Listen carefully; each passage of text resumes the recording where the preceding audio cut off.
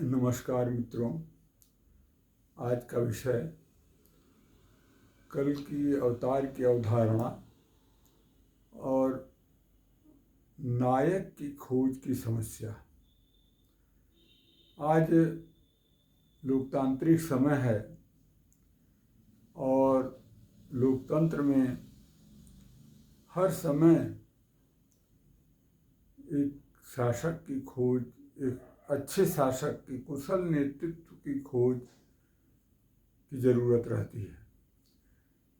अब प्रश्न यह है कि जो नेतृत्व चुनौतियां जिस तरह की हैं, उस समय और पहले भी यह माना जाता था कि राजा ईश्वर का प्रतिनिधित्व करता है और भारतीय संस्कृति में माना जाता है कि काल का स्वरूप जो है निर्धारण राजा के चरित्र से ही होता है।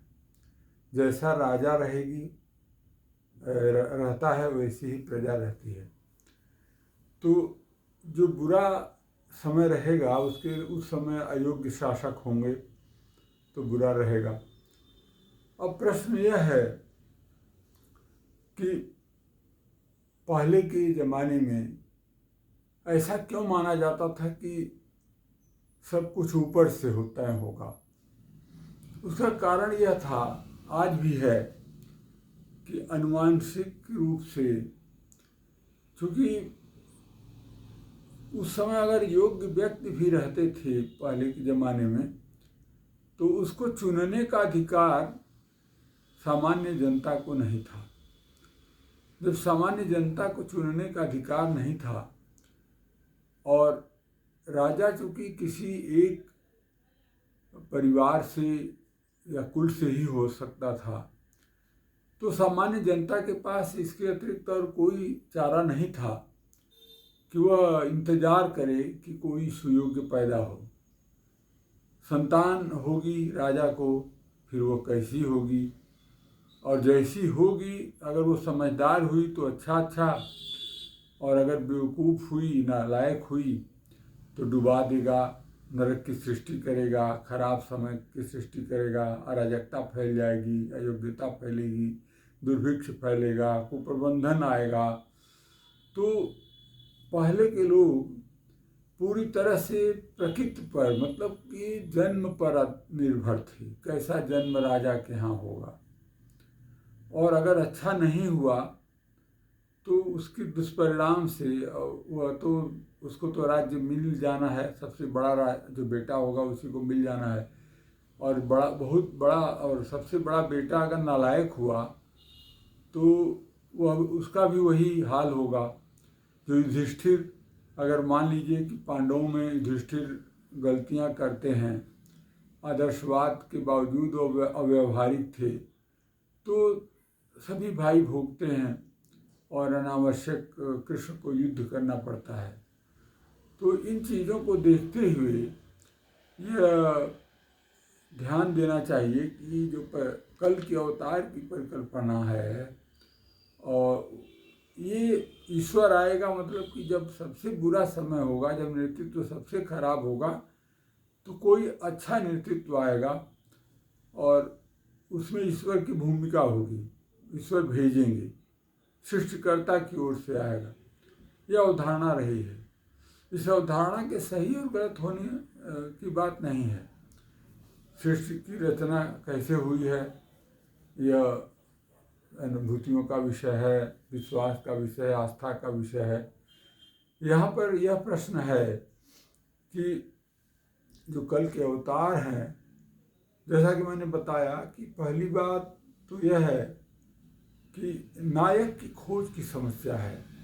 एक अनुवांशिकी पर आधारित समाज, जो लोकतंत्र पर तुरंत शिक्षा का स्तर जिसका बहुत अच्छा नहीं है, सीमित लोगों को अधिकार प्रदान किए जाते थे पढ़ने लिखने का, आश्रमों में जाने का, कुछ निश्चित लोगों को ही।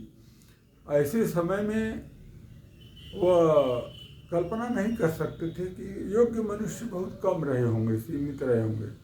जहाँ एकलव्य को पढ़ने नहीं दिया जाता है, और पांडवों के धनुर्धारी उसको बनने नहीं दिया जाता। तो बहादुर कम, निश्चित बहादुर कम होंगे, उसी तरह बुद्धिमान कम होंगे। शास्त्र सभी नहीं पढ़ सकते थे, तो प्रशिक्षण की व्यवस्था भी कम थी, शिक्षा व्यवस्था बहुत सीमित थी, और वह इस ढंग से उसको किया गया था कि वो सबको न बुद्धिमान बनाया जाए, नहीं तो शासित होने में समस्या हो जाएगी। तो इस तरह से जो चीज़ें सामने आती हैं उससे पता चलता है कि ये सब बहुत अच्छा है, लेकिन ये कल के अवतार का होना, या आज के ज़माने में भी कल के अवतार का होना, और मुझे लगता है कि ये एक तरह से लोकतंत्र के लिए बहुत धक्का पहुंचाने वाला होगा, क्योंकि ये वर्तमान समाज की अयोग्यता का भी परिचायक होगा। यद्यपि यह संक्रमण है संस्कृत, लेकिन इसी में एक और महत्वपूर्ण बात छिपी हुई है, वह है कि संस्कृत के पुनर्शोधन की समस्या। संस्कृति और अध्यात्म और धर्म ये मूलतः स्वतः अपनी इच्छा से आत्मार्पित, मतलब जनता के द्वारा अपनी इच्छा से सहज रूप से जिए जाने वाले कानून हैं। लेकिन जो राजनीतिक कानून होते हैं वो बाहर से थोपे गए कानून होते हैं। तो बाहर से थोपे गए जो कानून हैं वो धर्म का रूप नहीं ले पाते। धर्म इसलिए श्रेष्ठ है कि वह स्वयं अपनी इच्छा से जनता स्वीकार करती है, पूरी पवित्रता से, निष्ठा से स्वीकार करती है, उसको तोड़ने का साहस नहीं करती है, उसको सम्मान का विषय समझती है।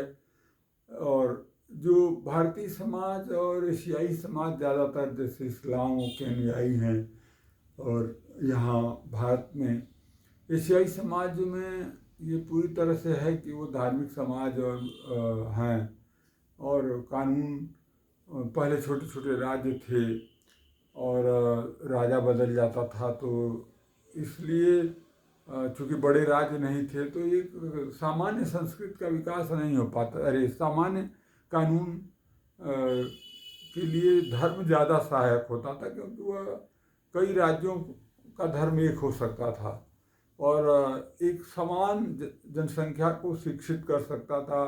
आदर्श एक प्रारूप, एक मॉडल या प्रतिमान एक दे सकता था मूल्यों का, जीने का।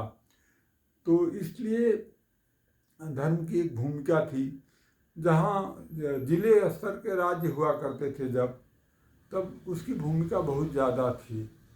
और इन चीज़ों को देखते हुए मुझे लगता है कि कल के अवतार का जो लोकतांत्रिक स्वरूप है, शिक्षा का स्तर इतना ऊंचा होना चाहिए कि कोई भी नेतृत्व में सभी सामान्य लोग भी नेतृत्व करने की हैसियत रखें। और पहली बात तो हमको ये ध्यान देनी होगी कि हमारी दूसरी बात यह है कि जनता को भी अपने अंदर इस तरह के परिवर्तन करना पड़ेगा कि सामान्य से सामान्य को वह कल की अवतार बना दे। इतना उसको साधारण से लोगों को भी उतनी योग्यता दे कि वो सामना कर सकें चुनौतियों का, और किसी अवतार की ज़रूरत न पड़े। और ये मूलतः यह नायक की खोज की समस्या है। नायक या जिसको नेतृत्व की खोज कर सकते हैं, तो नेतृत्व की खोज तो करनी पड़ेगी और इसके लिए योग्य व्यक्ति की तलाश भी करनी पड़ेगी। और इसमें कुछ बुराई नहीं है, वो आज भी होता है, वोट के माध्यम से, मतदान के माध्यम से और आंदोलनों के माध्यम से। लेकिन अब देखने की बात है कि हम जिस समय में हैं और जिस तरह से इसको बनाया गया है कानून संविधान में, और उसमें उसको देखते हुए जो दलीय लोकतंत्र है, दल बनाना एक सामान्य मनुष्य के बस की बात नहीं है। दल बनाना मतलब अगर आपको देश बदलना हो तो आपको पूरी तरह से कम काफ़ी ज़िंदगी लगानी पड़ेगी, तब आप एक पार्टी बना पाएंगे, फिर देश को पूरी तरह से प्रभावित करेंगे। तो ऐसा नहीं है कि आप कुछ ही लोग जबकि होना यह चाहिए था कि जैसे अमेरिका और ब्रिटेन में है कि दो ही सीमित पार्टियां हैं और वो पूरी ताकत से निर्वाचन अपने पहले उम्मीदवारों की खोज करते हैं, फिर उम्मीदवारों की खोज करते हुए फिर उनको अवसर प्रदान करते हैं और अगर किसी से असंतुष्ट है तो विपक्ष का नायक उसका उम्मीदवार जीत जाता है, तो उनके यहाँ थोड़ी जल्दी निर्णय होता है। और अब यहाँ भारत में तो क्या है कि कोई पारिवारिक दल है तो अब उसको छोड़ेगा नहीं। और जैसे कांग्रेस की हैसियत, कांग्रेस है इस समय, और जो दूसरा है तो वो विचारधारा को लेकर विकलांग है, एक है तो उत्तराधिकार को लेकर विकलांग है। और सिद्धांत सबके अच्छे हो सकते हैं, अंतर बहुत कम हो गया है। और कभी आप ध्यान से देखें तो एक पार्टी दूसरी पार्टी के शासन शैली को बहुत जल्दी ही अंतर को कम कर देती है, एक दूसरे का अनुकरण करते रहते हैं। तो कहाँ से अच्छी बात शुरू हो रही है ये कोई यही मायने है, उसके बाद पता चला सभी उसी तरह करने लगेंगे। अब इन चीज़ों को देखते हुए अब लगता है कि जनता को ही ज़्यादा जागरूक करने की ज़रूरत है कि वो अपने जिसको चाहे उसको अवतार बना दे, अपना नायक बना दे और अपनी विवेक से बनाए, न कि ऊपर से लिख कर आए। ऊपर से आने का मतलब है कि उस राजाओं के यहाँ लड़के होते थे, संतानें होती थीं, और वह अगर ठीक नहीं निकली तो फिर मान लिया जाता था कि ठीक निकल गई तो ईश्वर की ओर से है, अगर नहीं निकली तो दुर्भाग्य के लिए है।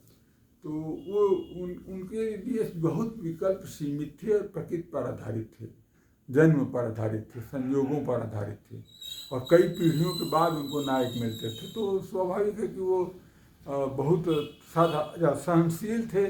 तो थोड़े बहुत अयोग्य को, शराबी राजा को तो वो झेल सकते थे, मदिरा पान करने वाले, और थोड़े बहुत नालायक को, क्योंकि मंत्री वगैरह सब जो है ये परिवार में कुलीन तंत्र था, तो एक ही परिवार से होते थे तो थोड़ा प्रशिक्षित हो जाते थे, काम भर का चलता रहता था, तो उनको कोई महत्वाकांक्षा नहीं थी। दूसरी कई बिरादरियों को राजा बनने का ही अधिकार नहीं था, और खेती करने वाला खेती कर रहा है, स्थिर समाज था, अर्थव्यवस्था स्थिर थी, तो वहाँ ये समस्या नहीं होती थी। बस बहुत खराब अगर समाज हो गया है तो वहाँ एक सही नायक कहीं पैदा हो जाए और देश को सुधार दे, उतना ही उनके काफ़ी था।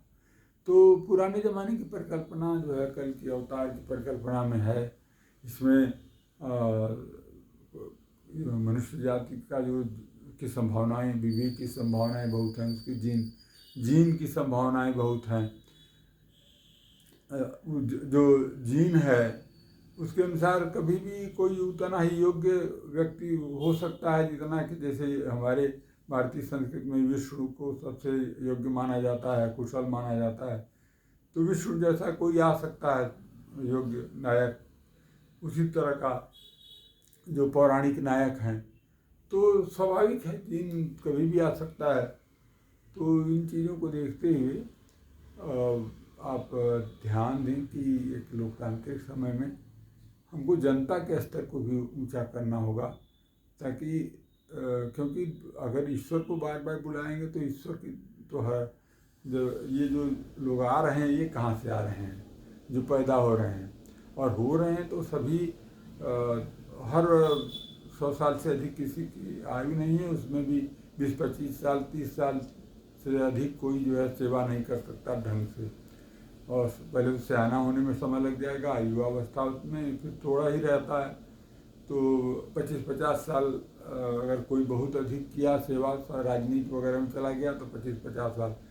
दूसरी बात यह है कि देखिए बहुत चालाकी से नेताओं ने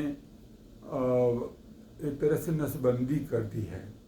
नसबंदी ये है कि जो IAS बन गया उसको नेता नहीं हो सकता, उसको पूरी तरह से जो जुआ, जबकि चुनाव जीतना लड़ना तो जुआ खेलना है, तो इतना ही करना था कि भाई उसको लड़ने दो और चुनाव में लड़ने दो, अगर वो जीत जाता है तो फिर उसको नौकरी से रिजाइन कर देगा। लेकिन यहाँ ये है कि वो अगर सरकारी नौकर हो गया, आईएएस हो गया, आईपीएस हो गया, या विदेश सेवा में, भारतीय विदेश सेवा में, किसी स्तर पर अगर राजपत्रित अधिकारी हो गया तो उसको चुनाव नहीं लड़ सकता, वो किसी राजनीतिक दल में भाग नहीं लेने का उसको प्रतिबंध है।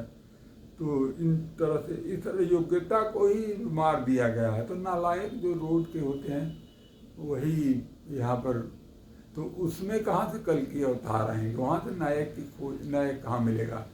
तो ना, तो पहले से ही आवारा लोगों में से ही सेलेक्ट करना है, जो योग्य हैं उनको तो आपने मना। इसीलिए कई बार देखा गया है कि वो आते हैं पढ़ने लिखने वाले, रिजाइन करके त्याग पत्र देकर आते हैं, तो जनता ही उनको नहीं जानती। अचानक सुबह शाम में उस बहुत सी, मैं ऐसा कर दूं वैसा कर दूं सोच कर आते हैं, पता चला कि नौकरी छोड़कर भी आए तो किसी ने वोट ही नहीं दिया।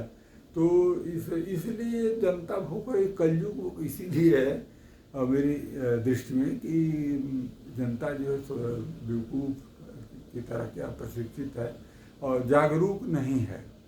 और दूसरा यह है कि जो मशीन या तंत्र बनाया था अंग्रेज़ों ने भारत को दबाने रखने के लिए और पराई जनसंख्या को दबाने के लिए, वह उसी रूप में आए और कांग्रेस ने उसको ध्यान नहीं दिया। उसको जैसे मिला कानूनों को उसी तरह रहने दिया, संविधान केवल लागू किया गया, सिविल जो कानून थे वो लगभग उसी तरह रहे। तो उसमें जो उसको अच्छा मान लिया गया, उसको ढंग से उसकी स्क्रीनिंग करनी चाहिए थी, जो नहीं किया गया है। तो इन्हीं शब्दों के साथ मैं यह शुभकामना दूंगा कि आप अच्छे नायक की खोज करें। धन्यवाद।